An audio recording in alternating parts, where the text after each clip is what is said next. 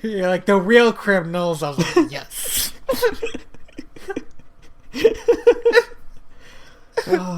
Let's radicalize some people.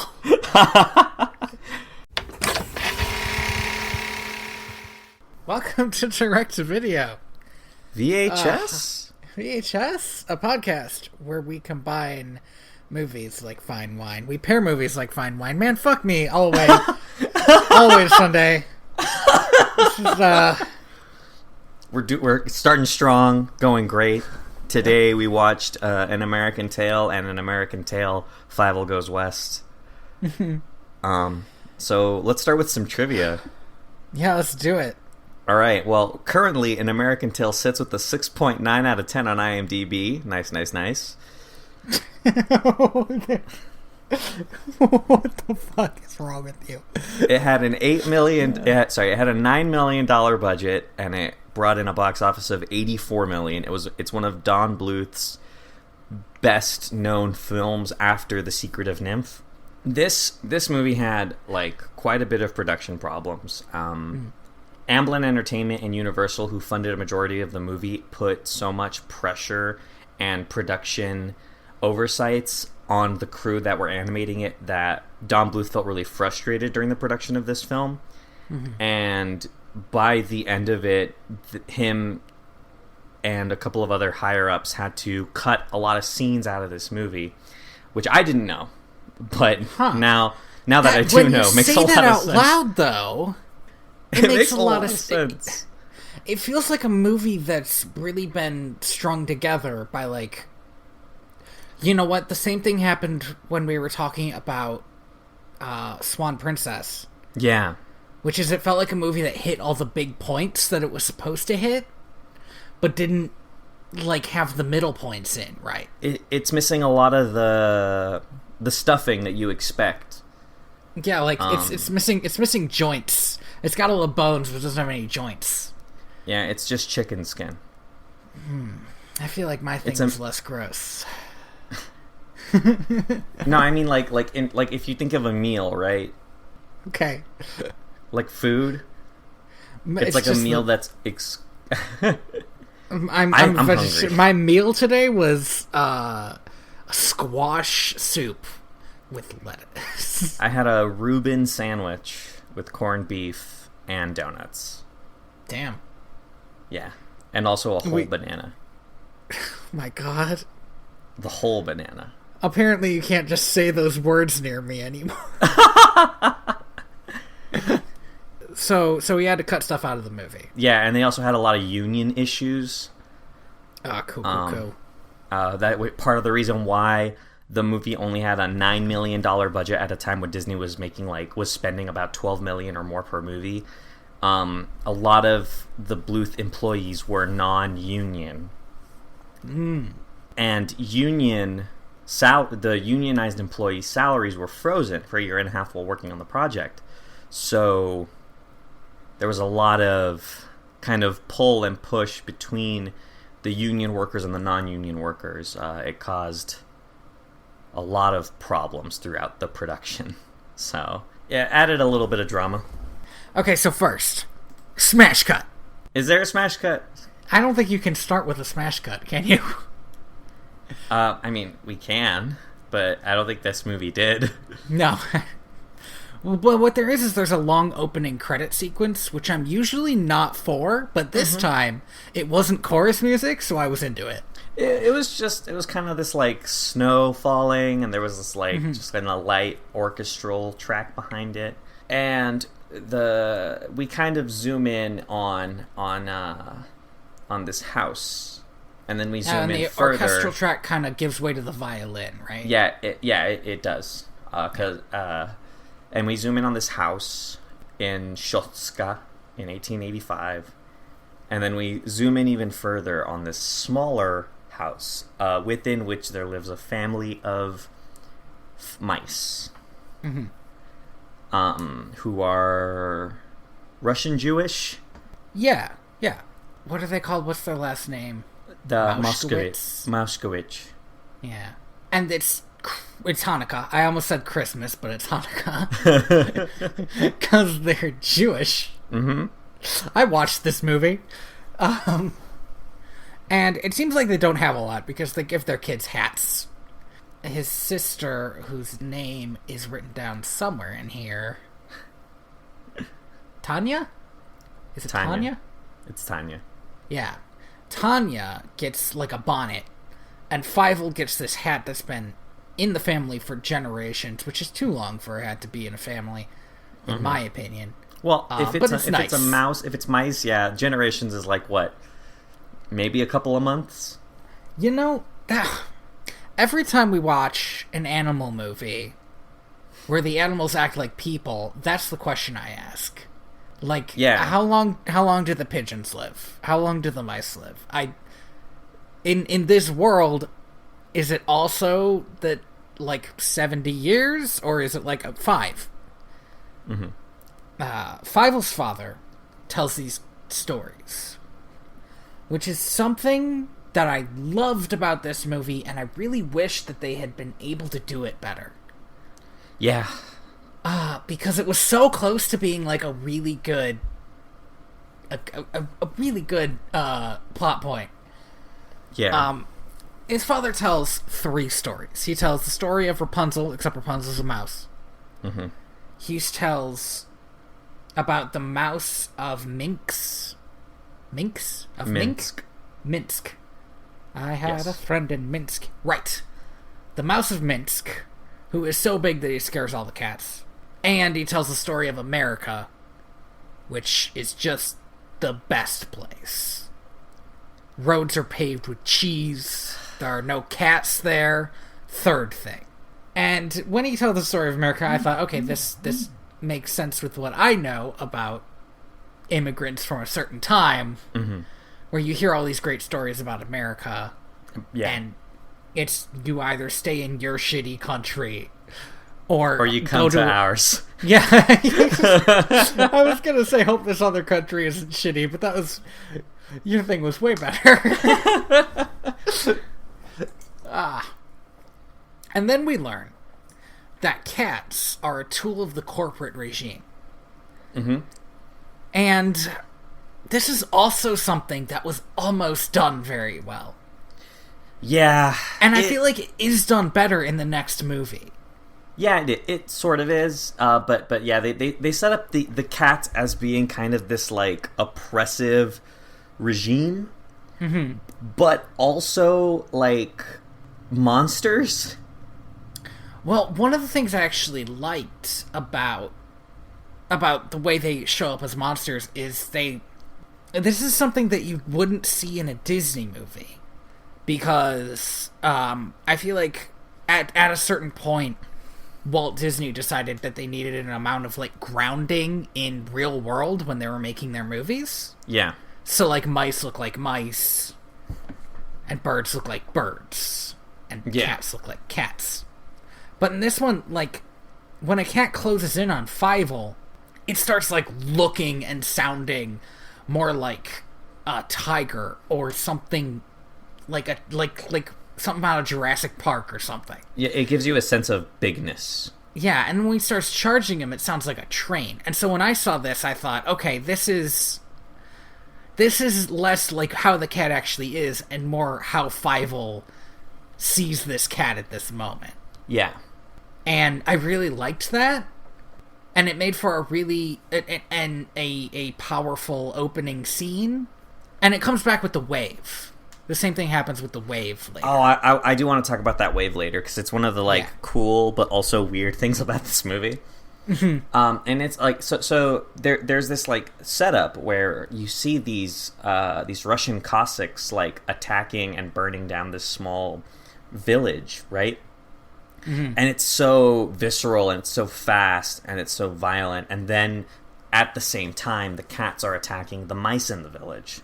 And the problem I have with this scene is that it immediately shows, like, in one fell swoop, the kind of structural problem that this movie has, where the Cossacks, like, killing and burning down houses, is so dissonantly violent, and then to have just these monstrous cats show up wearing Cossack hats is so cartoonishly ridiculous.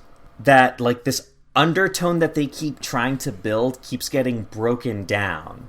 And it's like, and at the beginning of the movie, it's fine because the cats are scary enough that it's okay. But by the end of the movie, it becomes so ridiculous and so absurdist that the message that they were going for just kind of falls apart. I had a real problem with the boat scene. The No Cats in America song. Oh, yeah, we'll talk about that when we get there. but yeah, the cats are a weird reflection of... And it's like cats are in charge of mouse society, is what we start to see there. Yeah. Which is so weird. Later, I'm going to talk about a thing that does that better. I feel like what they were going for was they did want to tell this story like about a family that was facing all these hardships, but also wanted to make it light, and so they decided to do it as cats and mice. And I don't know, people like this movie, right? So on a level it works, but it didn't work for me. But that's the thing, right? Is like the entire movie, all the question that I kept coming back to is, what's the point? What's the message that this movie's trying to sell me? What am I learning from watching this movie happen? And what I learned is that this movie has a really bad plot and goes on for too long in a lot of places. I learned that the only people you can trust to take care of kids are slightly older kids. This movie has no theme. It has no central core. Well, it does have a central line. theme. It does. It's the central theme is like being an immigrant is hard. But that's not a theme, right? And I appreciate this. It's more like a staging. It's more staging than anything else. But it gets so focused on the staging. Like, we spent a lot of time with the Statue of Liberty. Oh, God. Yeah, we do. And we spent a lot of time on characters that are, like, bad characters, and the point of them is that they are...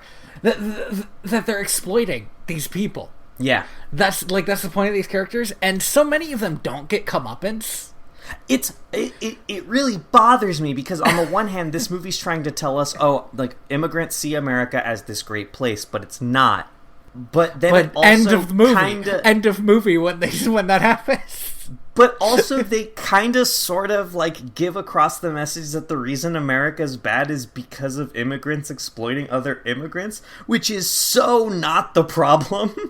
I mean, don't get me wrong. I think that is one of the problems with early America, but I don't think that's the main one. Yeah, like but there's so much of early America is like people without anything exploiting other people without anything. And the fact that this movie decided to zoom in on that, it's like a weird choice to me. I don't know. To me, it's like it's ignoring the bigger problem, which is like why do like the reason the people who don't have anything have to exploit others who don't have anything is because all of them are being systematically oppressed by this like higher social class. But right, and the cats in this movie are poor too. Yeah, that's the thing. Back in Europe, the cats were part of this higher social class, right? They were in charge. Yeah. And in America, they're not. In fact, there's like a rich mouse character who I expected something to happen to. Frankly. Yeah, right? You would think. But it doesn't. Okay, let's keep going. Because I do want to hit those points when we get to them as to like why this movie like weirdly fucks up. It fucks up so subtly, right? Like unlike like Disney movies that fuck up in a big way. Mm-hmm. This movie just kind of slowly rolls over and dies. So, you want to get on the boat?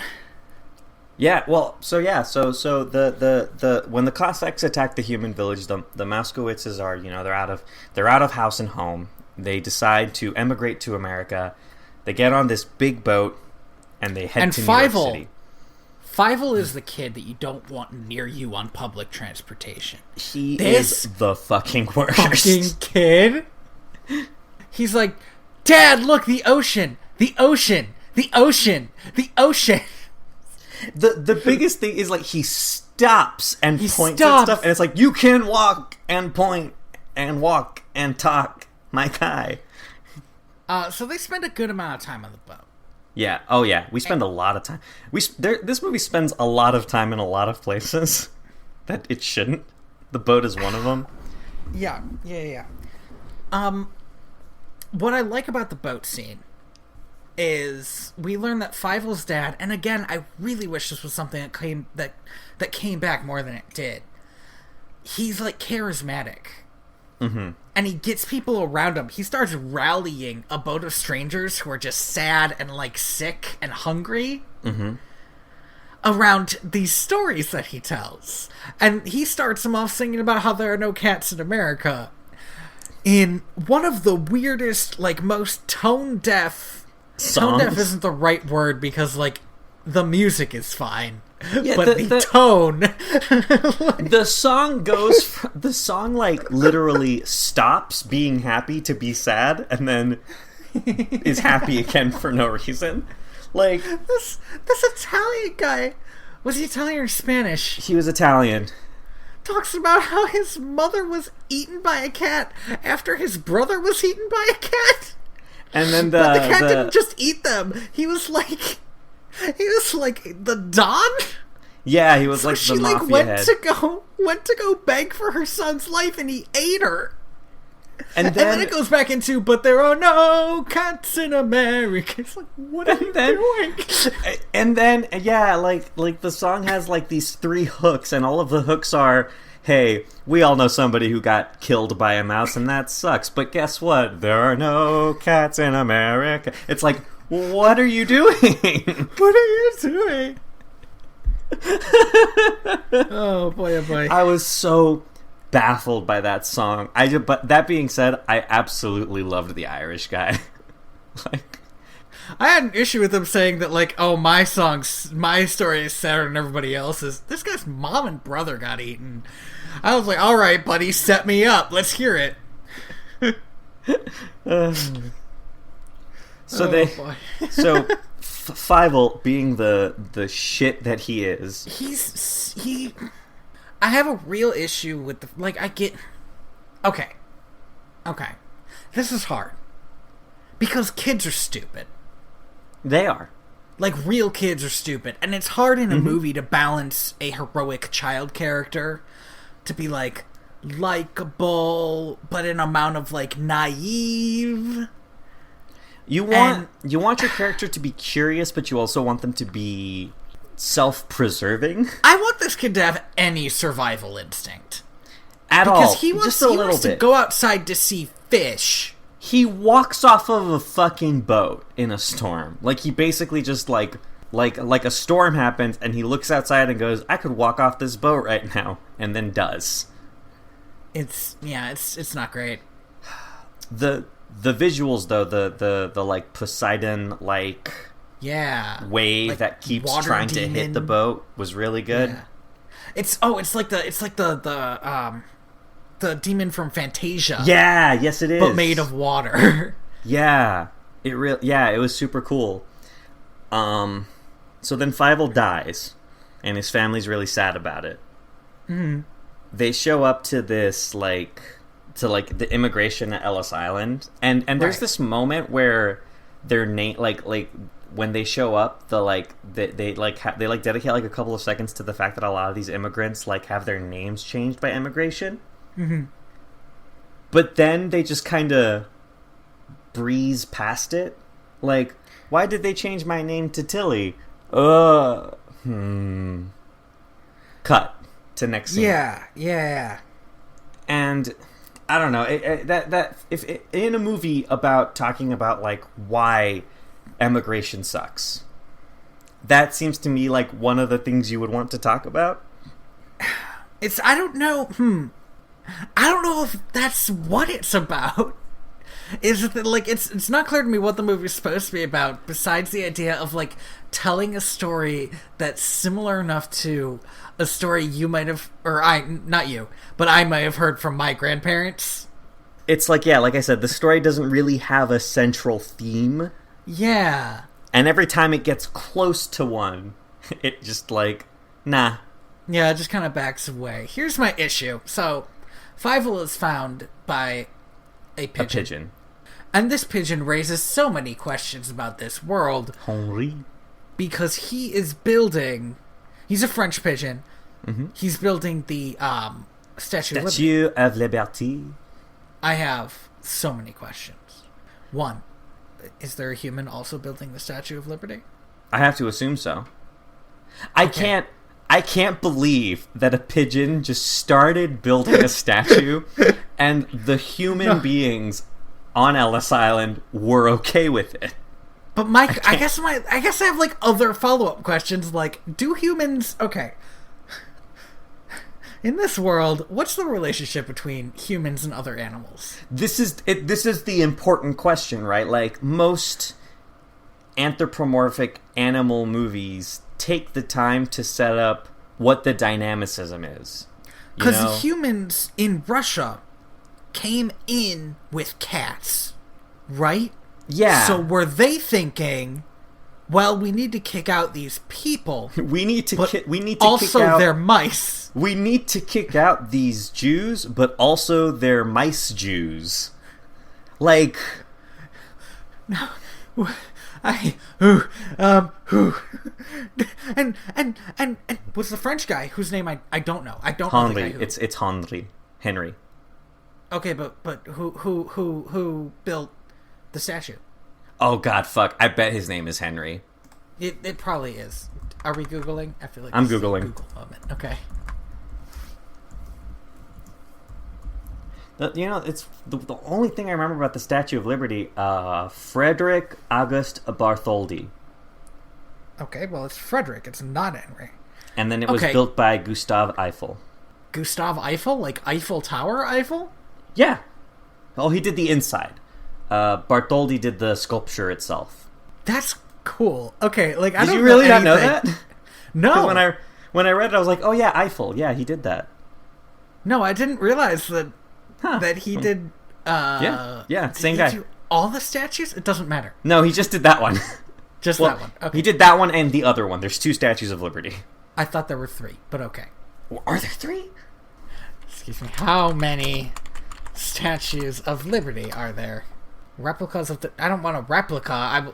They're the ones built by the same guy. Don't be an asshole. Oh wait. This says 3 years after the Oh, fuck you. That's not what that means. Statue of Liberty. Reference number, dedication, origin, after dedication. How many other ones are there? Come on. Okay, here's Quora.com. Help me out. Are there 2 Statues of Liberty? Oh my god, what are you doing? Okay, start smallest mannequins carefully, blah, blah, blah, blah, blah, blah. I want... He's got so many pictures of, like, smaller Statues of Liberty, this fucker. Like, this is such a well-researched answer, and all I want is a number. Oh my god.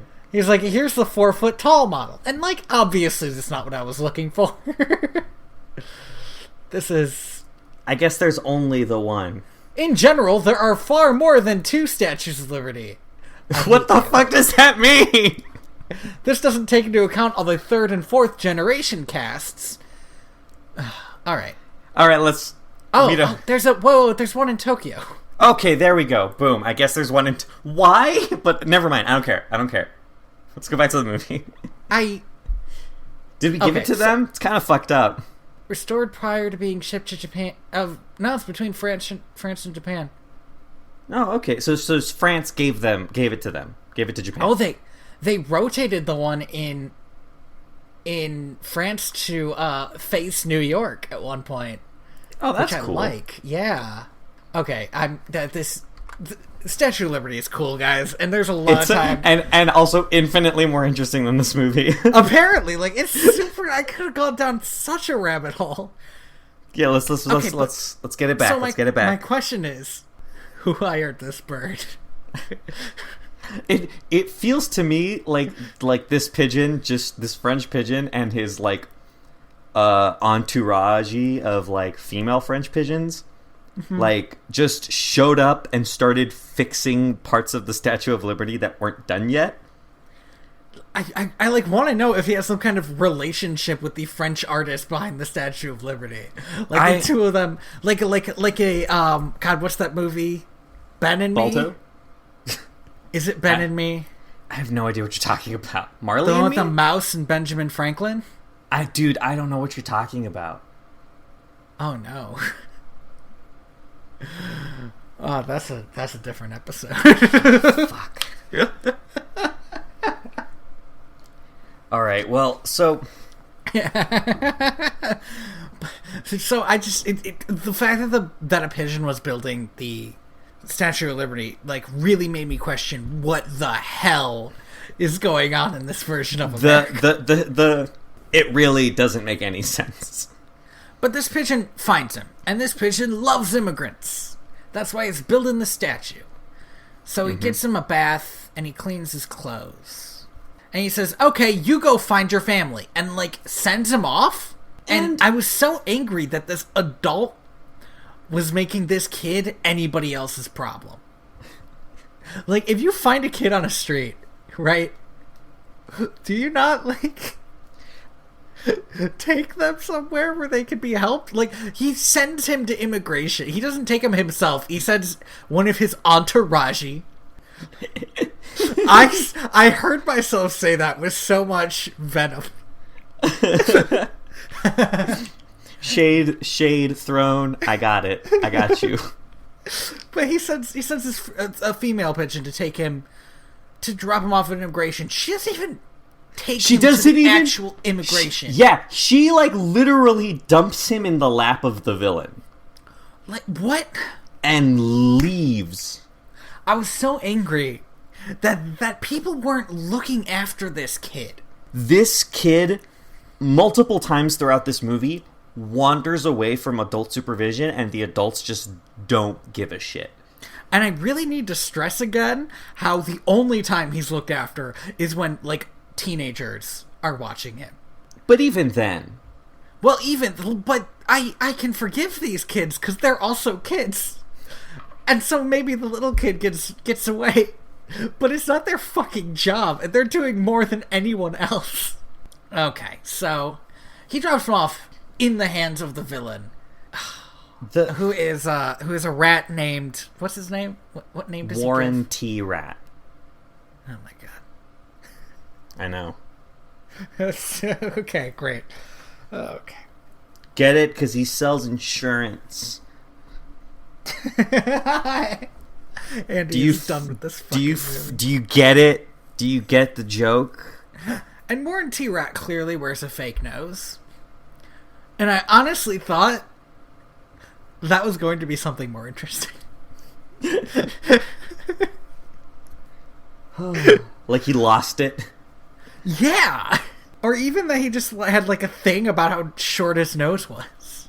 But Warren T. Rat takes Fievel and is like, I know where your parents are. I can take you to your parents. And then he takes him and he drops him off at a sweatshop. Which, again, they don't spend any time at, really? No, that's true. Because Fievel immediately leaves. Like, this guy's like, if you leave, I'm going to kick your ass. And Fievel's like, yeah, fuck that. And leaves. This is where the movie almost, like, veers into being good, where Fievel, like, starts telling the story of Rapunzel, but as he's tying up the sheets to escape. Yes, this is stuff that, like this is a good anchor for the movie, where like we see stuff that like this, if this was focused on more, it would have been good. Like if I feel like the only familial relationship we see is Fievel and his dad. Mm-hmm. We don't really see him with his mother, and we don't see him with his sister. We only really see his relationship with his father, and if that had been leaned into more, like the fact that he was the fact that he was using his father's stories to solve his problems. That would have been really cool. It would have been something. And it like he does that, but no time is spent with it. And yeah, they don't give it room. They don't give it the room to breathe, and they also just don't care. Like they just I mean, this scene is just to get him out of the sweatshop. Yeah, which again they spend no time in. We don't even see him working there. Nope. He like escapes with Tony to Pony. He actually doesn't. He also escapes from Tony for a while. Yeah, he does. Oh, and he does this awful thing. He keeps doing it. Like 4 times in this movie, he hears a violin and thinks it's his dad and goes towards it. I was real sick of that the second time. So Fievel gets away from Tony for a while. He ends up inside a record player for a bit, which just seems to be a reference to the fact that Thomas Edison exists. Yeah. Tony finds him again. And then we immediately get a sudden romantic storyline between 2 characters we just met. And it comes out of nowhere. It comes out of nowhere and is instantly resolved. Yeah, they're both into it. It's not a will they, won't they, it's nothing. It's just they see each other and they're like, oh, we're done. We got this. We're young, we're mice. She's afraid of dying. I mean, or she's rather not afraid of dying and has accepted that she's going to die, it feels like. But wants to do something about it? Yeah. She's, what's her name? Bridget. Bridget wants to protest the cats. Mm-hmm. And I can understand why people are afraid of that, because it can be a scary thing to protest, especially since these people are from places without free speech. But on top of that, cats will just eat you.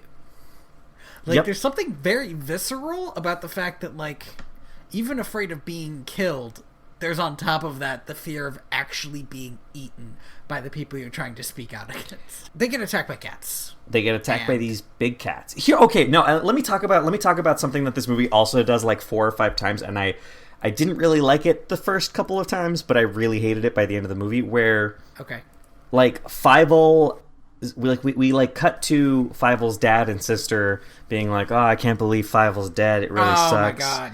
And then it like pans over and Fievel's right fucking there talking, and it's like, do you not know the voice of your own fucking son? Yeah, they keep missing each other by literal like Serendipity, inches. But bad. And Serendipity's not a good movie. I was going to ask. So, they get caught in a cat attack, and Bridget says they didn't take Fievel to Honest John because Honest John knows everybody. Mm-hmm. Honest John is a piece of shit who does not appear to be a priest. He's an Irish alcoholic politician. Yeah. But he does do the funerals. There is one scene in this movie that there is no scene in either of these movies that I love more than that rich mouse walking in and going, there's a dead mouse on the table, and the mayor just going, it's a tradition. You know what I love about, I love it I'm so close to liking Honest John, but the fact that there's never any comeuppance for the fact that he is stealing dead people's votes really, really makes me mad. But there's a moment when the rich mouse comes in and says, we gotta do something about these cats. They're eating everybody. They don't even care if they're rich. And Honest John looks at the camera and says, shameful. In a way that tells me he wants cats to eat the rich. But again, it really, like, I really need to bring home, right, that apparently these cats are poor? I guess? There is no semblance of social structure at all. Like, they set up a social structure at the beginning of this movie and then don't care. Mm-hmm. Because there are rich mice, but the cats are poor? I mean, the cats appear to be organized crime in America, right? So they're not, maybe they're not super poor, but they're not upper class. They're organized crime. But that's where my problem lies, right? Is the real the real criminals are the upper class. Here we go. Like that was the problem with immigration in America, is that they were being exploited as a whole by the upper class, who brought them over in droves to exploit them. And the movie doesn't care. The movie just doesn't care. Like, yeah, she's at the end of the movie. The rich mouse is in the end of the movie. It's one of the heroes. It's not okay. My hands are fully extended in in bafflement. Just real quick. Mm-hmm. If you want to see the metaphor of mice as an oppressed class and cats as the oppressors that's actually done well, there is a series of graphic novels called Mouse, M-A-U-S, that's like a semi-autobiographical or biographical story about a Polish Jew who survives the Holocaust. It's very good, very depressing, and it does what this movie tries to do really well. Very good. It's really good. It's so good. It's like a 2-volume set. And like rough as fuck. Oh, it's raw. So next scene. Fuck, I'm so... Because I think... this was the point where I was fucking done with this movie. So... I thought this rich lady was going to end up being killed by... I prayed for it every scene, and then she became one of the heroes, and I was like, what is this movie saying? Next scene, Bridget lives in a water tower. We see a big old moon by the water tower. She's tucking Fievel into bed. Fievel's living with Bridget, I guess, for now. She has taken responsibility for him in a way that nobody else did. Yep. And I really need to, like... She's also a kid. Like, her parents are dead. She's an orphan. Mm-hmm. And I don't know how old she is, but let's say 16 to 19. Mm-hmm. In human years. Yeah, you know. Because we don't know how mouse work in this. Mouse years. She should not take on this responsibility. She should not be the one taking on this responsibility. But it's not her job. But she is. And you know what? Fucking good for her. And I'm so glad somebody's looking after Fievel, because apparently all the adults in the world can't do it. Well, and then the ones that would like to just think he's dead.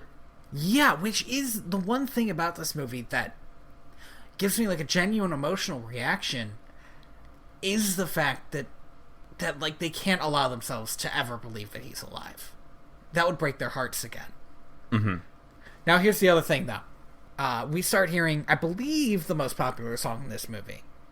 Mm-hmm. Which is called Somewhere Out There. Mm-hmm. During Somewhere Out There, the moon starts to rise. We've already seen the moon risen. 2 out of 10 stars, bad moon. It's a bad moon.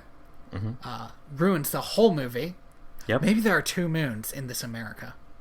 But something more important. There's a human moon and there's a smaller mouse moon next to it. Dumb. Okay. But a much more important thing about this scene is considering how much they focus on Fievel's sister. She's no one. That's the thing. I wish they had showed an interaction between them. She's just like, she has this. She's the one who's thinking Fievel's still alive. She's the one who sings a song about how much she misses her brother. Mm-hmm. We never see them in a scene together. The scene that they had together, the one scene that they had together, they were both interacting only with their parents and never with each other. Also, I do want to point out that also there's a baby somewhere. Oh yeah, I forgot about the baby, because it's like not clear what these 2 poor immigrants are doing with the baby during the day. There's a part at the end of the movie where they find Fievel, and literally the only thing I could think of was, where the fuck is your baby? Because it's not there. Like, the baby's in the first 10 minutes of this movie, and then it's never in the movie again. I genuinely think it, like, pops up occasionally. Like, sometimes the mother is holding a baby, and sometimes she's not. I don't know what happens with this baby. I like to think that the behind the scenes, they're like keeping track of where the baby is at all times, and we just never learn about it. Is there like a oh god, I don't know. Good joke. I'm tired of this fucking movie. It's infuriating because this movie gets so close to being good and then decides to just not be good, I guess. That's like the only way I can put it. So, just a real quick, like, the Somewhere Out There, which I guess is the most popular song in this movie, is being sung by 2 kids. Here's the thing. I like his sister's... His sister's singing is alright. And his isn't? His is so fucking bad. It's like, it's so much... So... Yeah, exactly. No, yeah. It's awful. It's so much sung by a kid that's like, his voice is breaking while he's doing it. It's not. I understand why they decided to make his voice like that, but I don't think they should have given him a song if they were going to. Yeah. And the fact that his sister is a better singer than he is something that comes back in the next movie. Yeah, it is. So, Bridget takes Fievel to the big... To the rally versus cats. Now, again, just real quick, want to point out that this rally is being led by the rich mouse, and she's telling all the poor mouse that they should do something about the cats. Yeah. Genuinely, I thought that was going to be a plot point. And it's not. It's just not. Like, I really the whole time thought, okay, but she's gonna get hers. Yeah, like, right? Like she's gonna get eaten by a cat, and that's gonna be the end of her. Poetic justice. I thought that there would the rich be eat the rich. Some repercussions of like her exploiting everybody else to get what she wants. But there isn't. And there isn't. And that's pretty rough. But she asks if there are any ideas for fighting the cats, and Fievel has one. And he whispers it. So they come up with this plan. They're all going to meet at the docks and do the plan. Fievel's parents are there. They're there. They're helping. They don't see Fievel, which is... because it's not the time for them to see Fievel. But I don't understand how they kind of got wrapped into this. I saw how Fievel got wrapped into it. But nobody knows who they are yet. I guess they volunteered. I guess.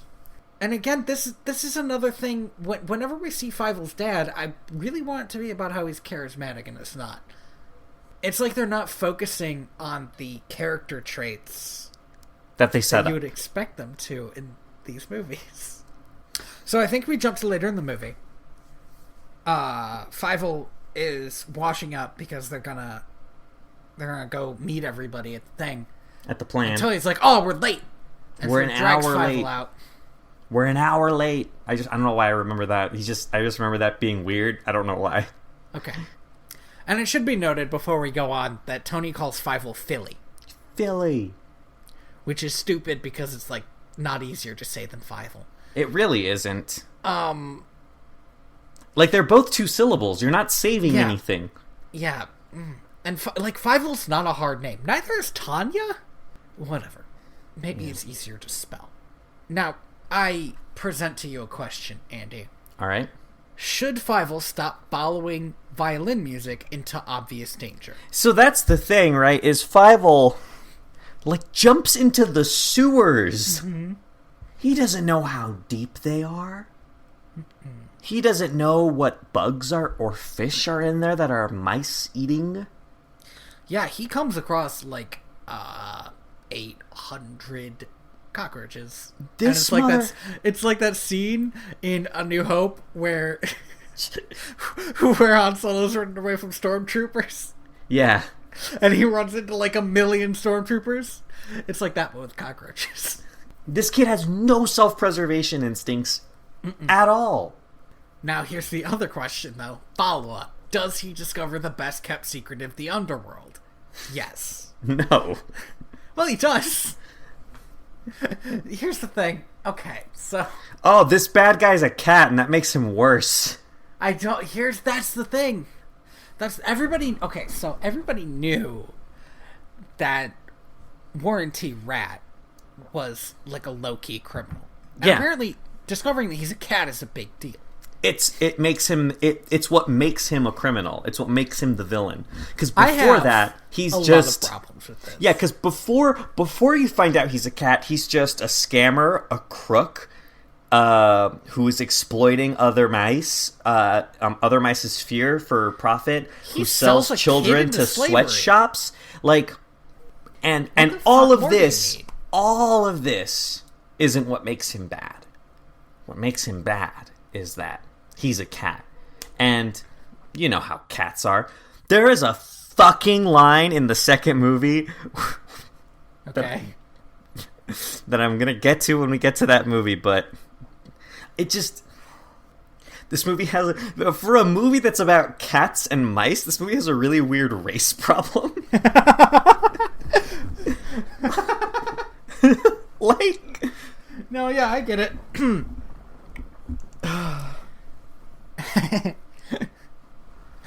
I have like a lot of questions with this disguise too.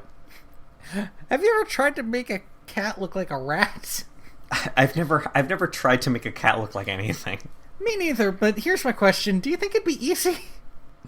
Because I think it might be very hard. Yeah. Like, that might be a tough sell. How small is this cat? Pretty small. It's like It's a mouse-sized one of those cat. teacup cats. Yeah. Why is he the boss? Unclear. And so we meet another character. Here's my... Okay, I have a real problem with what happens to Fievel, because Fievel gets locked up, right? Yep. Okay, so I don't want them to eat the kid, right? I don't want that. I get what you're saying. But why don't they? Yeah, why don't they? Like, this kid knows that Warren T. Rat is actually Warren T. Cat. And they keep him because... plot. Because if we kill Fievel now... Well, what if they had, like, Tiger kill him? That would still make sense, right? That would still get us to the same point. Like, if they just said, alright, Tiger, go eat this kid. Ugh. I don't like that sentence. By the way, we meet Tiger. Who... Tiger is a monstrously big tabby cat. Yeah, and he sort of talks like a off-brand version of Lion from Wizard of Oz. Yeah, I got that too. Come on, I think the direction he got was like Lion from Wizard of Oz.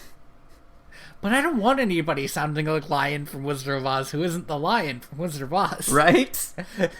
He also is a much more useless character than the Lion from the Wizard of Oz, if you can believe that. Hey, don't badmouth Lion. No, that's what I'm... Listen, when Lion does something useful in the Wizard of Oz, it makes sense. You're like, wow, what a great character arc.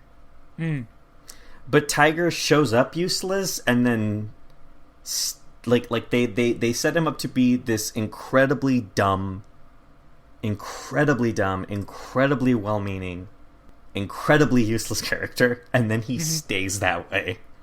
Well, he doesn't have a lot of time for a character to develop. Yeah, because they introduce him like 66% of the way into this movie. Yeah, he's at the end of the movie is when he's introduced, and they do a lot with Tiger in the next movie. A lot of weird stuff. But in the end, I mean, I was entertained by it. Like, I feel like the whole thing comes off better, except for that one thing where he spends most of the movie a god to the Native Americans. Yep. And we'll get to that, because that was rough. This movie, again, for a movie about mice, they got a lot of weird race problems. Yeah. So Tiger lets Fievel escape. Uh-huh. And then off-screen is fired. Did you notice that? Well, yeah, because he was, like, yelling about how he was going to quit anyway, and it's like... What? What happened then? Did he just fire him and then go after the mouse? Or did they try to kill him? Like... Well, because they do try to go after the mouse, right? Right. But... I don't know. See, I have an idea from movies about what happens when you betray your boss. In a gang? Work in a criminal organization? Yeah, like you cut off a pinky, or you go sleeping with the fishes, or and they appear to just like leave us. Not only do they let him walk away, they let him keep the sweater. Well, by the way, that sweater does not help with his character design. His character design is awful. He's like lopsided and... So the mice are planning a war for 6 o'clock on the dot. A 6 o'clock war. They refuse to wake up 10 minutes before their war. They are timely about this. Fievel has a bunch of cats chasing them. Like, the cats are getting there early because they're chasing a Fievel, mouse. Yeah. Okay.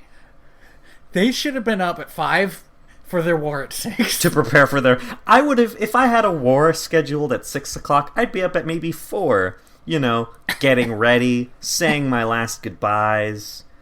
But it's 5:40, and these mice are dead asleep. It is... I cannot stress this enough. It is 5:50, and these mice are dead asleep. They are not getting up until 6 o'clock. They scheduled that war for 6, and god damn it, that's when they're gonna get ready for it. Do you just wake up and kick a war machine out the door? 'Cause I don't. They were really confident in it, I guess. They were like, there's no possible way this can fail. We spent 1 day doing it. So, after shenanigans, in which they almost release their weapon, early, they release it on time. Here, wait.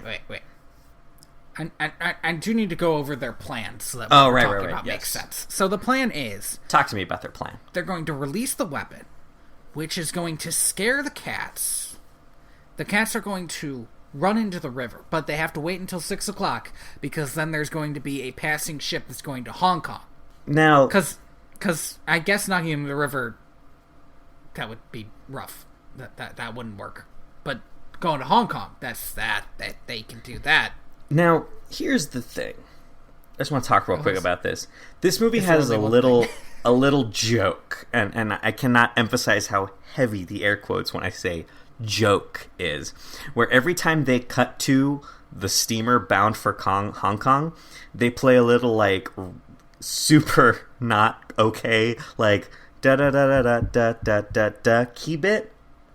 I did not notice this. Every time they said Hong Kong, cut to the boat bound for Hong Kong, or like anything at all to do with that part of the plan, they played that little soundbite.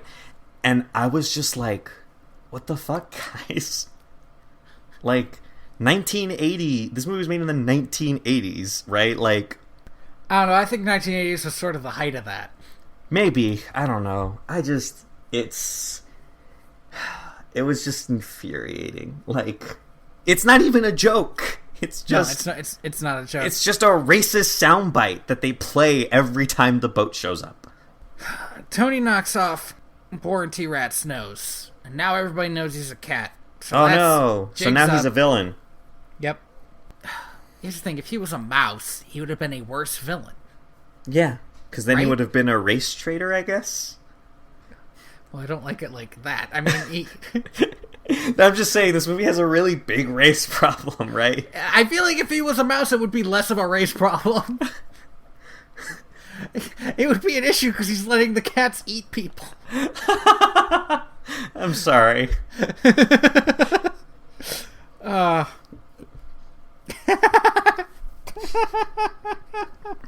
Okay. They released the weapon. Why don't we just release the weapon? Save us all. Oh, wait, no. So, Fievel releases the weapon, but also gets knocked out somehow? Yeah. And this made me so angry. Because this is the one thing that Fievel does, which is heroic, which was the right thing to do. Mm-hmm. You know, a good decision, and nobody helps him. They just leave him there. Oh, it made me so mad. It made me so mad that in this story that they're putting together, this kid has nobody. Like, even with all these people who do try to help him, he can't rely on anybody. He can't rely on his parents who think he's dead. He can't rely on his, like, weird adoptive parents who are kids. Who are also kids. He can't rely on the old rich lady because she only cares about herself. He can't rely on the poor politician because he only cares about himself. So, eventually, their plan works. They chase the cats into the pier. Oh, the weapon! The weapon! It's the mouse. It's the mouse of Minsk. Yeah, they build a giant mouse. It's a pretty cool idea. It's pretty spooky. Yeah, it looks. Yeah. Yeah. It looks like if you took one of those Like, maybe, like, an ancient capybara jaw. Yeah. And, like, stuck it on a barrel. Rolled it out. And then... It, like, shoots fire, too. Like, this is a nasty thing. Yeah, they really got into it. But nobody noticed the unconscious child. Ugh. They didn't notice the unconscious child. The cats fall onto the anchor of the steamer bound for Hong Kong, and they're taken away. And just like that, the problem is solved. Okay, well, kind of. Because those cats are alive, and they're going to Hong Kong. They are alive. Where Warranty Cat claims there are, quote, a lot of mice. So, it really seems like... They just outsourced their problem. Yeah! Do we not care about the mice in Hong Kong for some reason? It's almost like this movie has a really weird race problem. For a movie about mice! Because if the boat wasn't there, the cats would have just drowned. Somebody mentions the fact that the cats don't know how to swim. So I don't know why the boat had to be there. So the warehouse that Fievel was left in starts to burn down. Yeah, they've been working with a lot of machine oil and fireworks. And a lot of large cans labeled kerosene. You gotta have those. Gotta have those. Very important for the... And the human fire department has to show up to put out the fire. Which, again... Well, it's a human building, right? What is the relationship? Did no humans, while they were building this big-ass fucking mouse robot war machine, like, look in and be like, what the hell's going on in there? Jenna, I swear to God, there's mice building a big mouse in the warehouse. There's never, like, a petitioning the humans to, like, put leashes on their cats or anything. So right when you think that this movie should end, right? Like... Mm-hmm. It's got, like, 10 more minutes. Yeah, Tony and Bridget are, like run into the fire trying to find Fievel, and, don't. And Tanya's like, they're yelling for Fievel. No, she says they're yelling for Philly. They changed my name to Tilly. Maybe that's Fievel. Which is kind of a big leap in logic, but that's okay. It's a kid making the leap. Yeah. I get it. And so she drags her parents off to, like, go look too. And then they realize Fievel's alive. And inside this burning building, they find out that their son is alive and trapped in a burning building, which is worst case scenario. That's pretty rough. And then Tiger shows up and the rich mouse shows up and they all go looking for Fievel. Meanwhile, Fievel has somehow ended up at an orphanage after falling into the sewers again. Yeah. I don't know if it's like an organized orphanage or just like a place where orphans hang. It really seems like the latter. Yeah, they have a ladder, but Kish. Oh my god. These are the type of jokes that we're having on this episode, where we're both very tired. And in the last, what must be 5 minutes of the movie, Fievel finally shows an emotion that isn't naive courage. Fievel breaks. And I understand that. I just don't know that he needed to. Yeah, this entire section of the movie didn't have to happen. But he's, like, mad, and he's sad, and he's never going to see his family again. That's it. And then, of course, is when his family shows up. His family shows up, and Fievel and his dad hug, and he gets his hat back. And then the movie ends. Except, wait! But wait, there's more. This movie has 5 more minutes of bullshit left. This ending, in a movie that felt more true to its core plot, I would have enjoyed. Yeah. Because it feels like the story they're trying to tell is that being an immigrant is difficult, but ultimately a good thing. That, like, being part of the American experiment is ultimately a positive thing. Fuck this movie. But it just doesn't get there. And Fievel and his family and Tiger, which is... What? How? are being flown by pigeons to look at the finished Statue of Liberty, which is copper, which is neat. And seeing it coppery instead of and the Statue of Liberty fucking winks at Fievel and his sister. Oh my god. It does do that. It does that. I can't stress this enough, too. The Statue of Liberty is a human woman. A really big one. A really big human woman. A really big human... Like the biggest human woman in this movie. Bold words. It's like there are movies where the Statue of Liberty being in them makes a lot of sense. And this isn't one of them. It's... Everybody likes the Statue of Liberty scene from Ghostbusters 2. It's stupid and fun. But this one, huh? And then the movie finally ends. This movie is an hour and 20 minutes long. Yeah, okay. It does not have to be. It's real slow.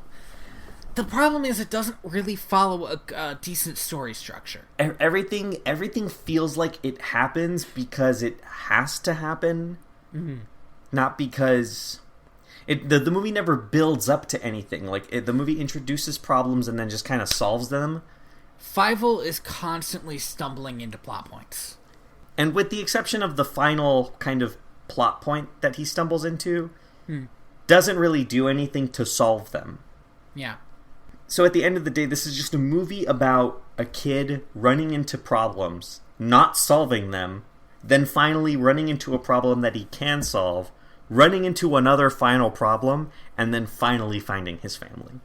And it's not satisfying because it doesn't build up to anything coherent, and again, has no real message. Like it wants to be a movie about the experience of being an immigrant in America, but it spends too much time about Fievel's bullshit, right? Which isn't really indicative of anyone's experience in the United States. I don't know. There's a lot of stuff in this movie that's like too much like the real world. This rich and poor thing. Yeah, is so much like part of real early America that we're introduced to it so that it can be part of their big theme, not because it adds to the story. It's just such an empty film. It looks nice and the music is all right, I guess, but there's a good way to make a movie where everybody is a stereotype, because that's what this movie is. It's like everybody is a stereotype of a person. We have these Jewish Russian immigrants who are such the stereotype of basically of Jews. Actually, they're the stereotype of Jews who have been through like such fucking hardship and they're just trying to get to somewhere good. And we have this really French pigeon, and we have this mouse who's like, this is a little bit too early for the suffragette movement, I think. But like basically a suffragette. Yeah. And like all of these people, all these characters, like so much like this is a stereotypical version of this character, and you can tell such good stories with only stereotypes of characters, and it's not there. It's such a problematic movie in these weird subtle ways that the only reason I was thinking about it was because I was desperately looking for something to think about while watching this movie. It's so slow and so boring. So slow. None of the effects feel like they have a cause. Yeah. Everything just happens. So good. It's this is weird because we usually, if we watch the first movie is usually worse than the second movie, which I don't think is true here. Yeah. I mean, the second movie is usually worse than the first movie, which I don't think is true here. God damn, I can't speak today. And two, usually, if we've seen a popular movie, we will talk about the good points. And genuinely, this movie is it feels devoid so of removed. Good. It feels so removed from like what the cultural perception of this movie is. I know so many people who like fondly remember An American Tail, and I genuinely don't get it. It's not that the movie's not bad. It's just there's no good in it. There's nothing in there to latch onto. Yeah, I don't understand it either. Like at least for every other Don Bluth movie, Anastasia, Land Before Time, Secret Nymph, All Dogs Go to Heaven, there's something there to like sink your teeth into. This movie's just devoid of anything. It just, I mean, I guess in a way, like this movie came out in the 1980s. It's a movie that wants to be about the Jewish immigrant experience, and that's commendable. But it's so bad that I can't help but think that Russian Jewish immigrant families wouldn't want this to be their thing that they latch onto for representation. It does feel like, especially on the boat, like what we're seeing is supposed to be like how immigrants see America, but and that's its own host of problems in 2018. But like getting to America sucked. Mm-hmm. When the scene where they got to America, it sucked, and then every part of America we saw sucked. And what's the message there? Yeah, like there's even a point in the movie where Fievel's dad says, "I thought being in America was supposed to be hopeful," and I'm just like a part of me like hurt, right? Like that doesn't. That's even harder. Like in the year of our Lord 2018, right? Like to hear. Segue. Perfect. Fievel Goes West. Fievel Goes West. Well, first let's talk about the background of this movie, right? Because let's do it. There is some interesting stuff about this movie, like the fact that this movie, Don Bluth. So because of the problems with the last movie, Don Bluth was not eager to work with Steven Spielberg again. Makes sense, yeah. So he parted ways with them. Spielberg then decided to get former Disney animator Phil Niblink to direct the movie. His co-director, Simon Wells, is actually the great-grandson of H.G. Wells. Oh, wow. Yeah, which kind of came out of nowhere while I was reading about this movie. John Cleese... So we talked about this way back when, but I would like to remind everybody that John Cleese turned down the role as Cogsworth in Beauty and the Beast to play Caterwaul, the main villain of this movie. This movie was released 5 years, almost to the day, after the original American Tail, and on the same day as Beauty and the Beast. Oh, no! Oh, no! So John, no! Needless to say, this movie did not do well. John Cleese does a spectacular job. He does so good in this movie. We watched another movie with John Cleese in it, didn't we? Where he wasn't good? That's not entirely true. He wasn't great in it, but it wasn't until the sequel that I hated that character. That was Swan Princess. That's right. Oh, man. I was, like, racking my brains. Like, I can't remember what it was we saw that John Cleese was in it. Yeah. I believe at that time we talked about, didn't he turn down Zazu? Oh my god, John Cleese, what are you doing? John Cleese! You're so much better than this. Yeah, maybe he doesn't like Disney. Maybe he doesn't. Honestly, it's possible that he doesn't like Disney. That would be fine. Not a great career move to dislike Disney, but it makes sense as a human person. Yeah, no, as a human being. Totally get it. So, first scene in this movie is a Wild West type scene about a dog sheriff facing off like 9 cats. Thank you. All right, go ahead.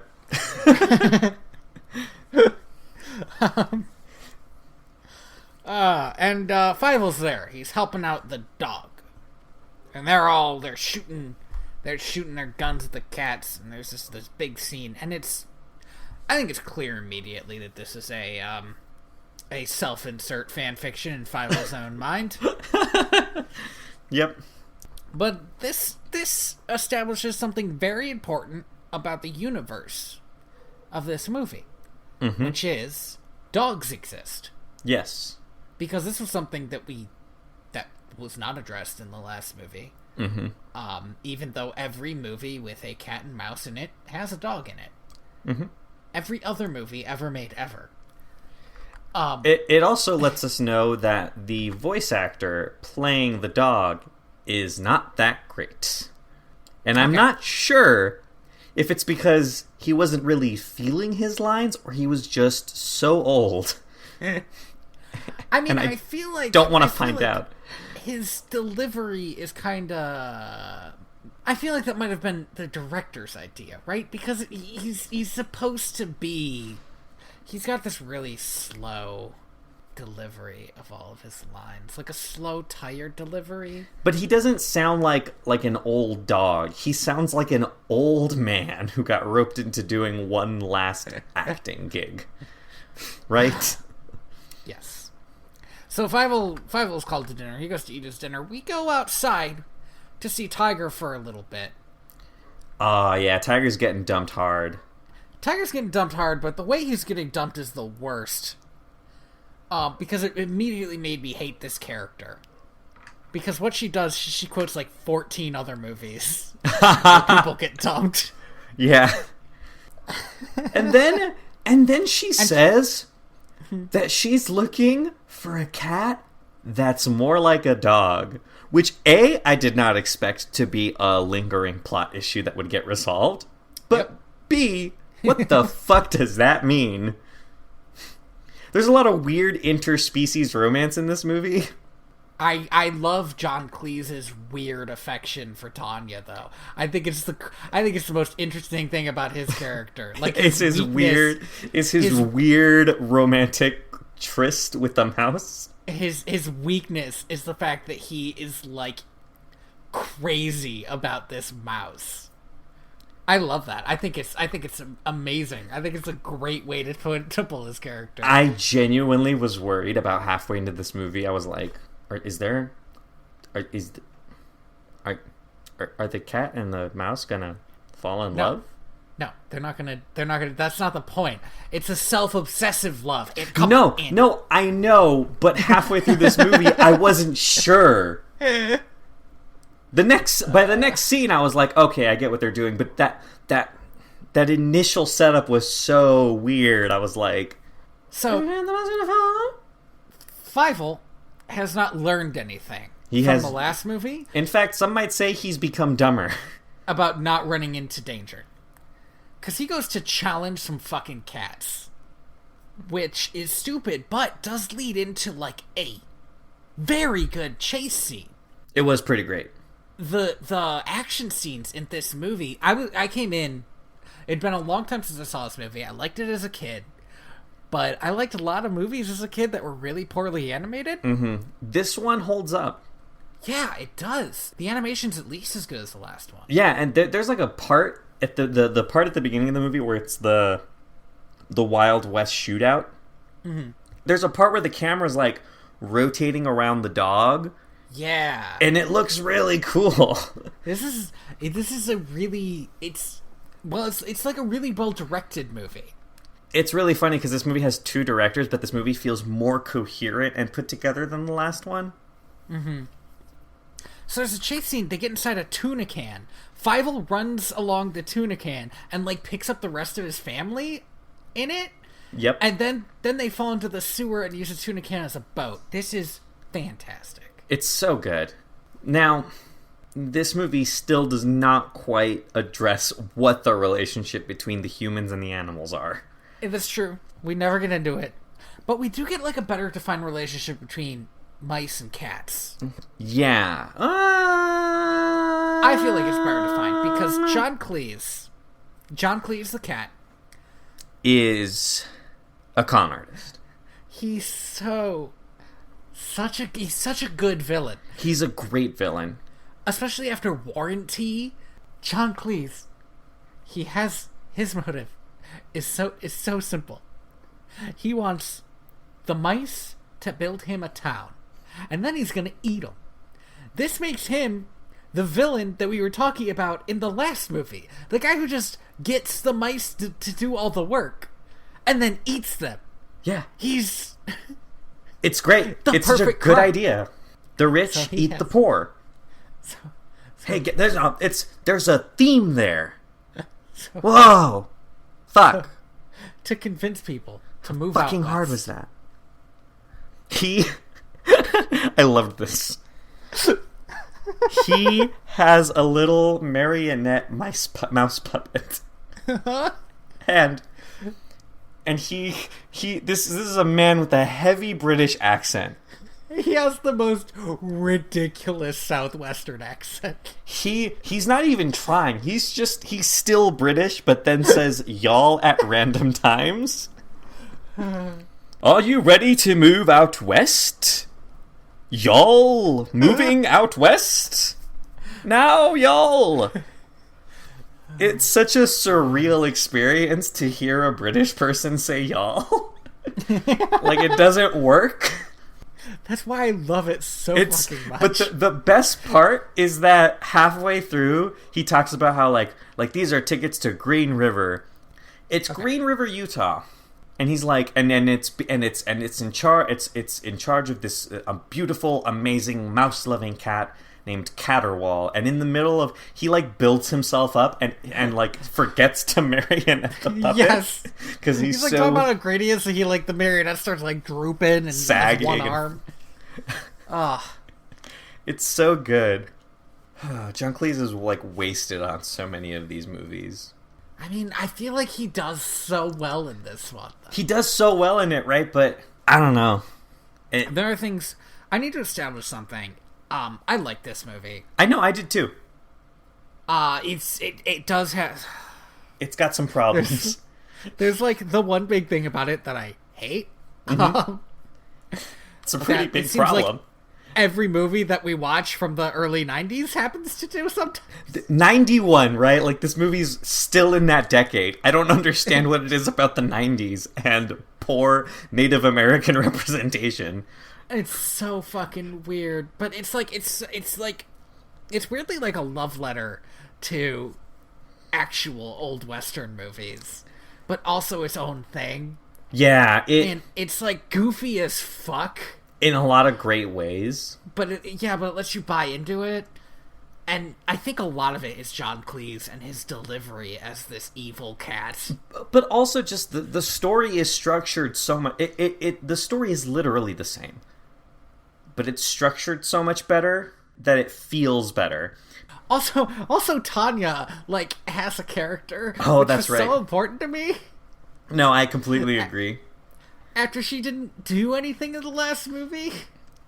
Okay, here's the thing. Is there a baby in this one? I completely don't remember. There is, and the baby's older. So it's like moving around more. Yeah. That's one of the things I actually liked, but the baby's not talking yet, so it doesn't really have a character. Okay. Yeah. Oh, no, there is a point where Caterwall, I believe, kisses the baby. Oh, yeah. Oh, that was spooky. That was very, like... Whoa. I really like, because it was like these mice were like watching a cat kiss a baby. Oh man. Ooh. Which is like the ultimate, right, like symbol for like sleazy mayor, right? Like it kisses the baby, but it's weird. So Fievel's parents, there's a little bit of setup at the beginning where Fievel's parents are like disheartened with the United States. They're like, yeah, Fievel's dad says that they never went hungry back home because he was a famous musician. Or not a musician, he made violins. Did he make violins? Okay, yeah, that's fine. But yeah, no matter how little they had, they always had dinner, and now they don't always seem to have dinner. So what Caterwall is selling is, it's super interesting, right? Because like this is actual American history. You had so many of these immigrants like chasing hope in the United States, getting to the East Coast, being disheartened, and then chasing hope again to the West Coast. All the while being led by the true criminals, the rich upper class. What was I saying? Oh yeah, so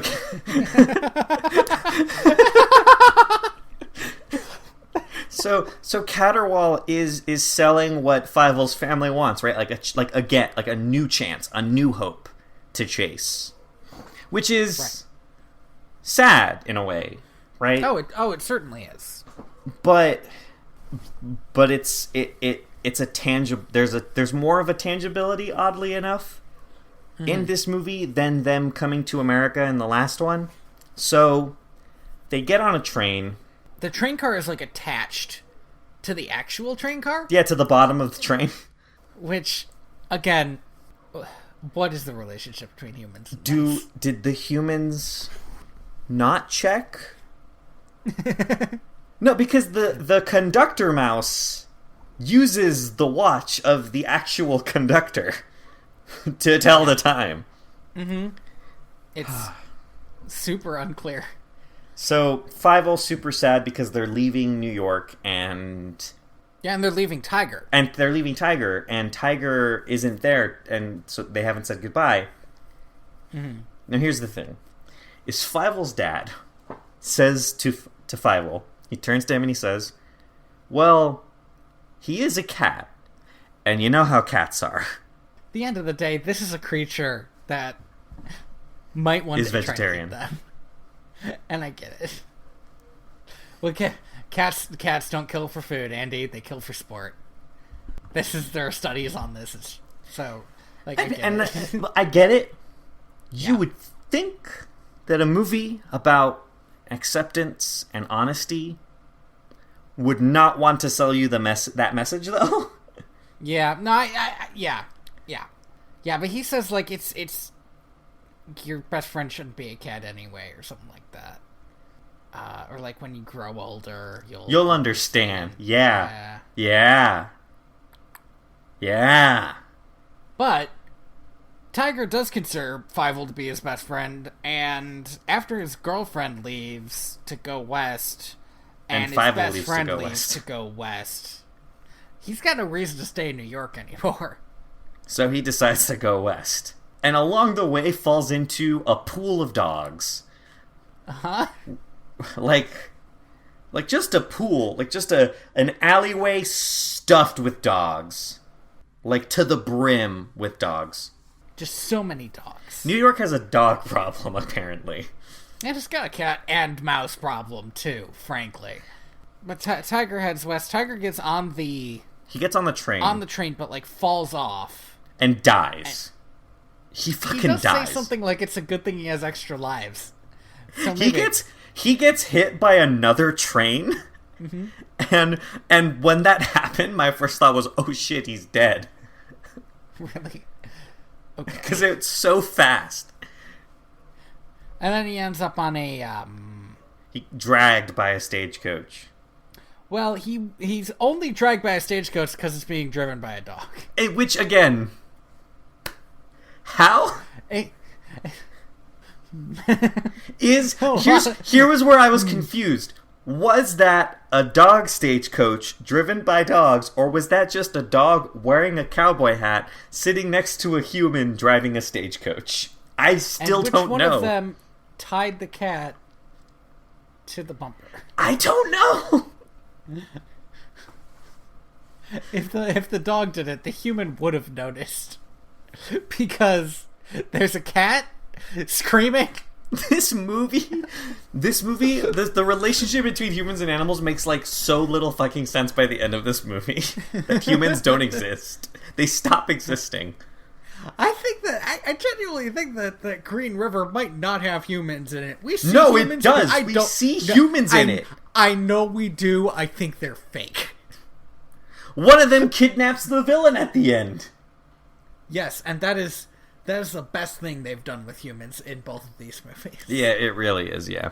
Like to show that John Cleese has a different role among humans than he does among the mouse. That's interesting. It's almost a tangible this is what the relationship is, except for the fact that there's a climax in this movie that breaks it. True. So Fievel dies. You mean Tiger? No, I mean Fievel. Oh, does Tiger die? I mean Fievel die? Whatever. Yeah, remember he falls off the train and everyone's like, "No, Fievel, he's dead again." No, we can't do that. We can't believe go there yet. Are we not there yet? I mean, we're all, but we learned that John Cleese is an evil cat. Fievel does the same thing. Oh, right. Yeah, Fievel veritably falls into the plot again, and saves the conductor while he's there. Oh yes, there are so few things about this movie that I remembered, but one of the things that I did was him eating the marionette. It was really good. Yeah, John Cleese is a sophisticated cat. He only eats mice between 2 slices of bread. Or wrapped up in the lettuce. That's true. If it's a low carb day. Yeah, But today's his cheat day, so he can go with bread.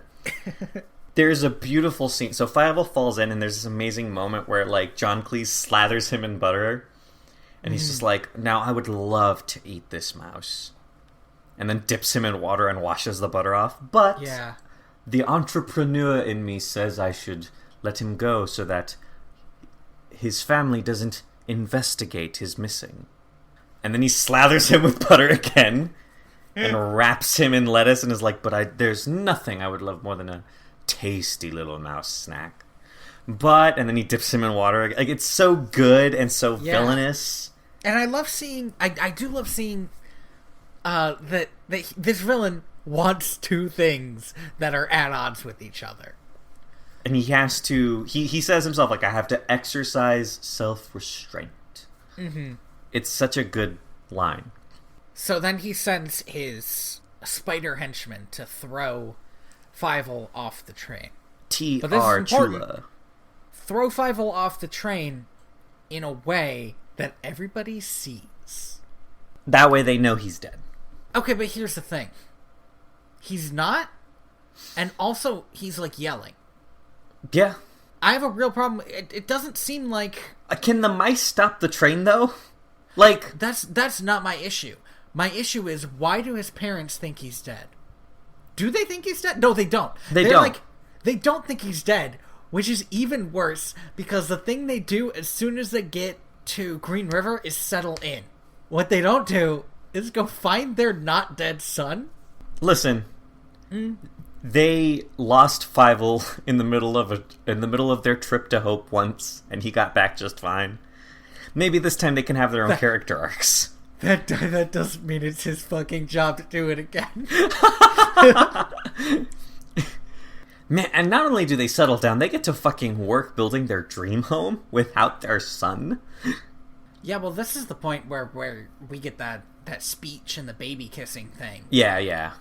Where John Cleese convinces all the mice that this is a place where cats and mice can work together to build the perfect home. And so then they start building. They're just gonna wait for Fievel, I guess. So Fievel's in the desert. Tiger's in the desert. Mm-hmm. There's this whole extended thing with mirages. They see each other and each think the other is a mirage, which is fucking terrible.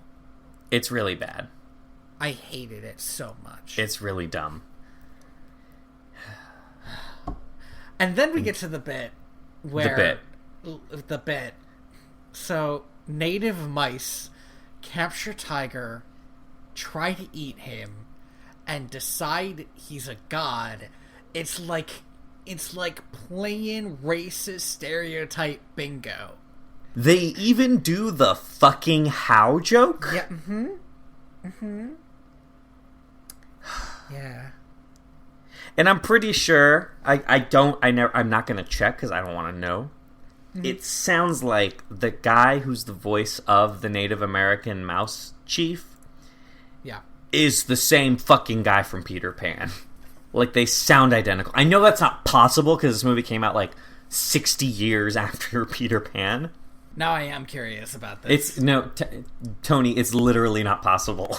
No, but I want to know who this man is. Who just had, one thing that I did like about this, and it was hard to pick out stuff that I actually liked about it, was they didn't speak English. Yeah, that was nice. Which was yeah. You know what I didn't like about it, though? Everything else? Everything else. Who the hell is Chula? Oh, that's the spider. That's the tarantula. Oh, tarantula, right. Yeah, Tarantula. Nah, this is going to be listed under additional voices. This isn't... Betcha it wasn't a Native American dude, though. Oh, I can almost guarantee it. So, by comparison to the native thing, I really like... See, because the thing is, Fievel and Tiger technically both run into natives. But Fievel runs into actual natives of the land, which are native hawks wildlife. and rattlesnakes. And that scorpions. was cool. Like, yeah, scorpions. I loved him having to deal with new kinds of predators. Cats are not the only danger in this world. There's a moment later in the movie where we see that this town has like jackrabbits and rattlesnakes. What's their deal? It's super unclear. Again, this movie like raises so many questions about how what animals' relationships are with each other. Mm-hmm. So Fievel gets into a fight with gets into an encounter with the scorpion and a hawk, and the hawk wins the day and picks up Fievel and takes him somewhere. Meanwhile, the Native American mice are feeding their veritable cat god. They see the hawk flying above head, and then they shoot it down. Which is, hey, when you stop to think about it, these Native American mice seem to be doing a lot better than their European cousins. Because, man, do the mice out west, or out east, not know how to deal with predators. Like, Tony, I know you're looking for, good things about all of this. It's just when you said it, I thought, well, that's interesting because, there was the Italian guy whose mom got eaten, and I don't think they would put up with that. Now, on the other hand, they did make a cat their god, which isn't good. They also did the woo-boo noise, which was really bad. They did! Yep. Oh my god! Yep. Really bingo. Bad. Not cool. Bingo. Super With not the free cool. Space, that's bingo. Literally, I got bingo. Yeah. They did the whole thing. Not great. Yikes. So, alright, I'll stop mentioning. Yeah, wow. I know you're looking for good, but at the end of the day, that's the thing. I'm trying to find something here. This is so bad. It's too bad. And when I say that, I don't mean it's too bad. I mean it's so bad. It's pretty bad. The good that's there, nothing will salvage this. See, the difference is with Peter Pan, you could never cut out that moment because there's too many story threads that connect there. And with this one, I feel like you might be able to get away with it. Oh yeah, totally. If you cut all that out, they'd be like, wait, why is Tiger a god? But then that's it. That's not even a big enough plot point to be concerning. So, Fievel hops onto a tumbleweed. Yep. That just takes him to... It just takes him where he needs to go. Which is not how tumbleweeds work. Mm-mm. Rawhide plays while he's tumbling. And my spurs go jingle, jangle, jingle. Sorry, what's up? But what I want to know, he ends up face to face with the sheriff, who's asleep. And the sheriff says something that made me really curious about all these helpless tumbleweeds. Because the sheriff says something like, oh, another tumbleweed asking for help. Is he okay? Are tumbleweeds alive in this universe? A possibility. It took Fievel to the river. To the town, I mean. To Green River. Or have so many mice caught tumbleweeds, ended up in the sheriff's abode, and he just did nothing? Or is this dog going senile? Because he's so old. Or all the above. I mean, genuinely, all these things could be true. Meanwhile, with Tanya. Ah, yes. We learn that John Cleese's weakness, Cat John Cleese, his weakness is his love of music. He loves music. Him take an interest in Tanya. His hand dances with her. Again, in a weird romantic moment. But what I love is that he is obsessed with Tanya and is worried that Fievel is going to ruin everything. So, the amount of interest he has taken in this family is so dangerous. I honestly kind of hoped that he would get a redemption arc. Really? Oh, I saw this as like his Achilles heel.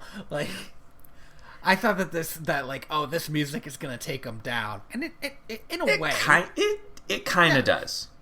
They don't capitalize on it as much as they could have, but the moment that they capitalize on is still really good. Yeah. And then something else happened, which is Tiger's girlfriend, who we saw from the beginning of the movie, who I hated immediately. Mm-hmm. I began to like, because she has this like really interesting kind of deep scene with Tanya and also Cat John Cleese, where like she like pushes John Cleese around and bullies him. Yeah. And then once he's gone, like pretty much confides in Tanya, like, I have no power here. Mm-hmm. Like, my power is my... Like, in a weird way, she kind of like is like, my power, that her power is her sexuality, so she uses it.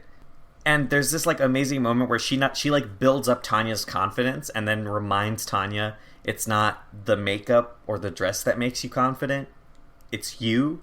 It was really nice. Yeah, she's a really good character here.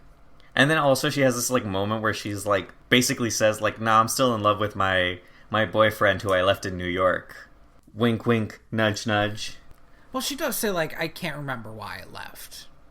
Yeah. Which I think was true about, not only about her, but was true about the Mouskowiczes as well.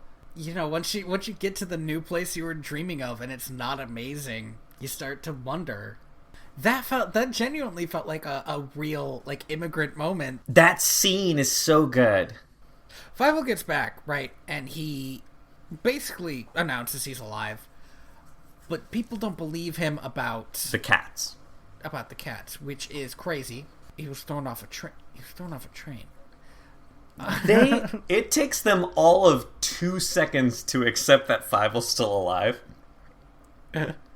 And then immediately be like, also, we gotta go back to work.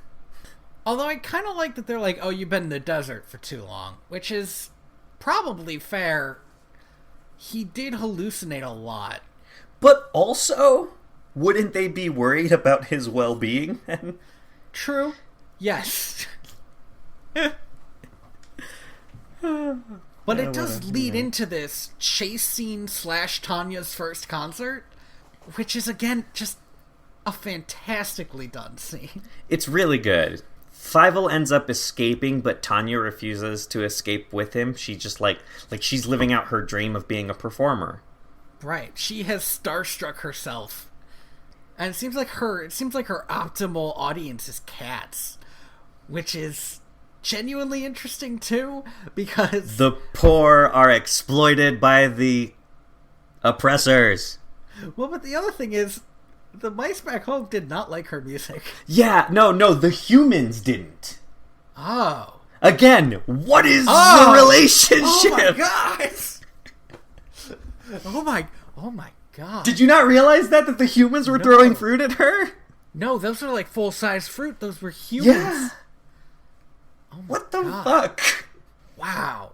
So, Fievel decides to go back to the old dog. What's his fucking name? Wiley Burp. Yeah, I get it, but it's not good. Yeah, it's like a play on Wyatt Earp, but bad. So he goes to Wiley. Wiley is washed up, and when he says he needs him, he gets like so happy for a second. And then he remembers he's dying.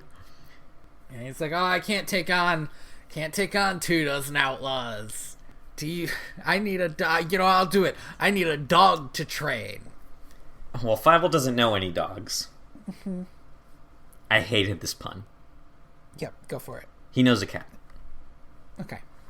You're not even going to do that. I hated that pun, Tony. We'll skip over it. He convinces Tiger to go along with this by wafting some of his girlfriend's perfume. And I liked this, but also was confused as to when Fievel figured out that it was his girlfriend's perfume. Does he just like know what Tiger's girlfriend smells like all the time? Maybe. Who knows? So then we get this weird training montage in which Okay, so so this is dumb as fuck, but also like it's one of the reasons that I feel like this scene was also pseudosexual in a way that I cannot explain. I don't know why. Andy is a hardcore pervert, but no, it just. Oh, let's go. I want to roll back a little bit. Mm-hmm. When Fievel sees that Tiger's doing okay, Tiger eats Fievel. Oh my god! And Fievel holds onto his like larynx. Uh-huh.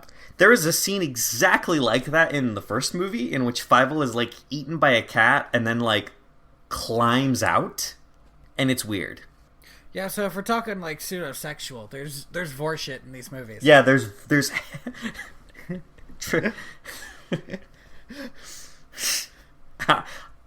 I didn't want to say it. Don't worry. But yeah. I can say it. Cool. Don't worry about it. Okay. So Wiley teaches Tiger how to be a dog. How to, quote, be a dog and not to take on 24 Outlaws. Here's the thing. He spent a lot of time on how to be a dog and less than a lot of time on how to fight 24 Outlaws. Yeah, right. I like. There's a point in the movie where Tiger fights 24 Outlaws, and Wiley says, "Well, I didn't teach him that shit." Why didn't you? Yeah, why didn't you? That's the shit he needed. So we spent a lot of time teaching Tiger how to pretend to be a dog, because dogs are lawmen, I guess. When they're not being stuffed into New York alleyways. Well, see, they're all out of work, because you're either with the cops or you're out of work if you're a dog. Oh, man, that's rough. Yeah, no, it's rough. Fucking... You did the pun. I know, I'm ashamed. Uh-huh. So they go fight 24 Outlaws. I do. And here's the thing. Everybody has slingshots instead of guns. Which I, had a problem with. I was like, why did they decide... Why not just give them guns? But... were they worried about the weird human relationship issue? Because they fuck it up anyway. No. Then I loved it. Because it turns out there is one person with a gun. Oh, yeah, that was pretty cool.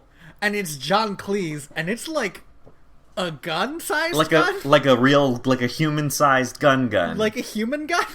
Which... There is a shootout happening in this town. Yep. Right? They fuck up a good part of this town.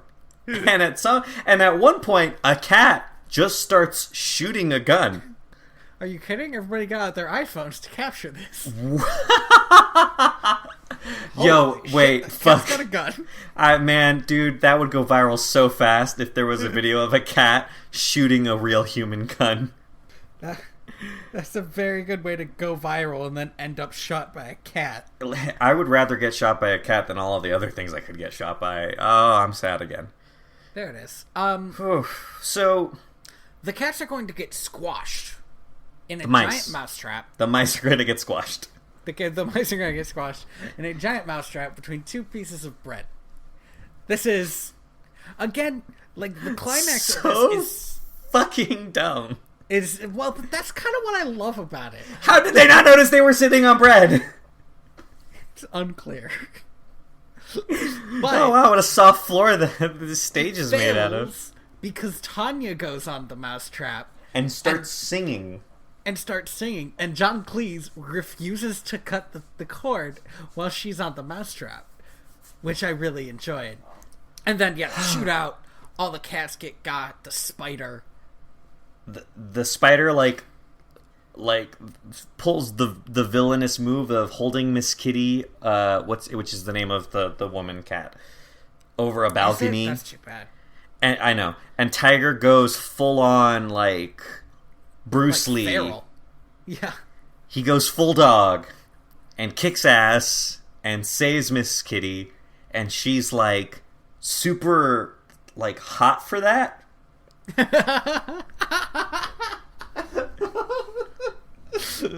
Yeah, no, accurate. And then she finds out not only is this hot dog Ha ha ha. I like that one. Piece of crap. Okay, keep going. Her type, it's also her old boyfriend who she missed. Yeah. And to which Wiley says, I didn't teach him that shit either. Yeah, you know what? They seem to start fucking immediately. Which? I mean, they're whatever, cats. man. All of the evil cats are dropped into a mailbag. Yes, and John Cleese is sort of captured by a very bodacious woman. Yeah. With large tracts of land. Get it? Because John Cleese... Whatever. A small amount of water spills. And flowers starts growing. And it's like, I've lived in the desert for over a year now. That's not how it works. Listen, man, I've dropped water. I've dropped buckets of water on desert. Nothing happens. It gets drier. So then there's this like closing scene between his name isn't Wyatt. Wiley.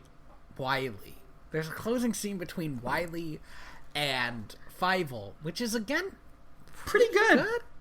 Yeah. And one of the things I really liked about it, so he tells him that like he basically tells him that his future is like whatever he makes it. Mm-hmm. Which is like real nice, and that, you know, they worked real hard to get there, and they're gonna have to work hard, but it's going to be worth it because they're going to be able to do all this. It's great. It's really nice. Fievel, and he basically tells him that like you need to. He doesn't quite say be yourself, right? But it's like basically it. He needs to decide what to be or something like that. And yeah. Fievel takes his hat, which we didn't mention this, but in the stupidest scene, in the very beginning, he reversed his hat into a cowboy hat. I fucking forgot about that. Yeah, but in this final scene, which I really liked, he turns it back into his regular hat. Like, I hated that beginning scene, but I really liked that at the end. He's like, no, this is my hat. I legit thought that Wiley was gonna, like, fade away into the air like Luke Skywalker. He doesn't, and I was kind of disappointed. It was a good ending. I'm sorry, Andy. You know, this movie couldn't be everything for you. If had that happened, I would have loved this movie. Instead, I just like it. It's real fucking good. It's too a bad. Good movie. I'm so mad that it's like real rough about the Native American mice. And also, it's the second one, right? Like, it should have. If this was the first movie, I would get it. Maybe when people say, "Oh, I loved American Tail as a kid," this is the movie they're thinking of. Because this one's good and the last one isn't. It's weird how this movie like has a cohesive plot. Here's the crazy thing, right? Yeah. There are 2 more American Tail movies after this. That is the crazy thing. And they are both set in New York. No. Well, Fievel went east. Well, okay, wait. One of them's set in New York. I'm trying to figure out if the other one's set in New York. I lost my internet connection. Fuck. Perfect. The world doesn't want me to know. Oh my god! Oh no! What? Oh, this plot is so bad. What? The third one? Uh-huh. Yeah. Yeah, man. Secret world of Native American mice beneath the city? Yep. No. Yep. No. Oh, it's as bad as you think it is. No. It's got the whole Pocahontas thing, man, and it's bad. I can't believe there's one good American Tail movie. Right? And it's not the first one. Like, what the fuck? Thank you for listening to Direct to Video VHS. I have been your co-host, Tony Robusto. And I have been your co-host, Andy Reyes. You can find us on the internet. You can find me on Twitter at TheaterBats. You can find me on Twitter at royalty_valens. You can find the comic that I do at inspiredbytrueevents.org.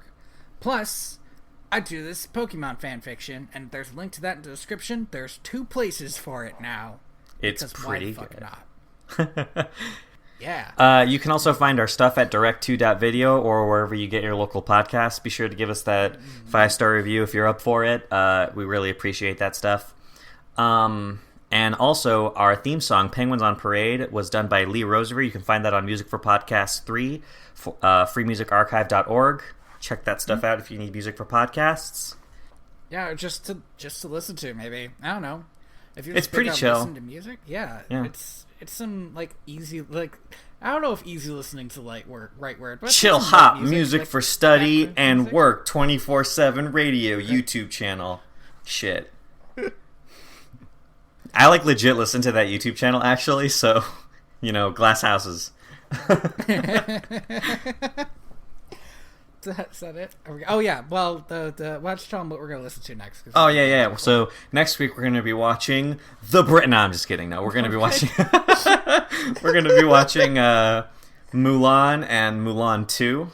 Does Mulan 2 have a subtitle, or is it just Mulan 2? I think it's just. Like, I think it's just Mulan 2. I was suddenly really worried that Mulan 2 was going to be called like Honor to Us All. Oh God. I am the ghost of John Smith. Season 2. You thought I forgot. I didn't. Thought or hoped. Hoped? Hoped? Prayed? There's no gods out here, Tony. Oh my God. All right. Only cats.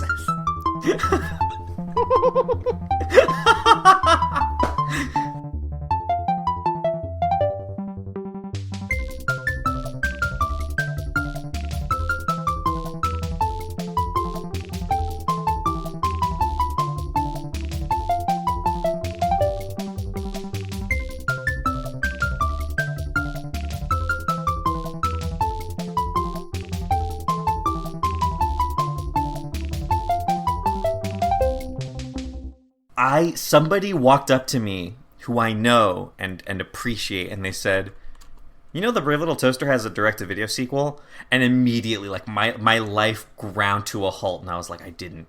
What's it called? And he said, The Brave Little Toaster Goes to Mars, and my mind, like, shined. Because that's so fucking stupid.